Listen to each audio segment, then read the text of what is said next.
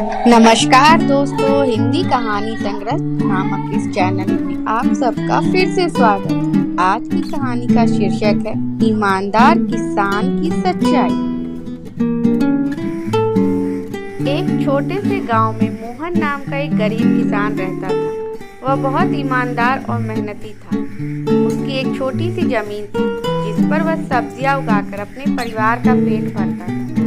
मोहन हमेशा सोचता था कि ईमानदारी से जीना ही सबसे बड़ा धन है। एक दिन जब मोहन अपने खेत की खुदाई कर रहा था तो अचानक उसकी कुदाल किसी कठोर चीज से टकराई। जब उसने मिट्टी हटाई तो वहां एक पुराना घड़ा निकला।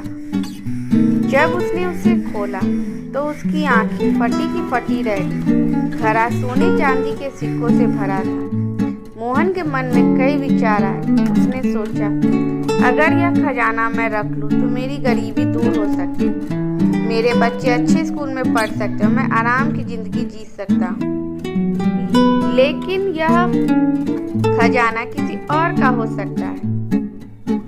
मोहन ईमानदारी से गांव के जमींदार के पास गया और बोला, मालिक, यह खजाना मुझे मेरे खेत में मिला, लेकिन यह मेरा नहीं है। यह आपकी जमीन पर था, इसलिए मैं इसे आपको सौंपने आया। जमींदार को मोहन की ईमानदारी देखकर बहुत आश्चर्य हुआ। वह सोचने लगा कि ऐसा इंसान आज के जमाने में बहुत कम मिलता है। जमींदार ने हंसकर कहा, मोहन, यह खजाना अब तुम्हारा ही है। तुमने अपनी ईमानदारी से यह साबित कर दिया कि सच्चाई सबसे बड़ा धन है। मैं तुम्हें इस जमीन का मालिक बनाता हूँ ताकि तुम और अब तुम्हारे परिवार को कभी तकलीफ ना हो।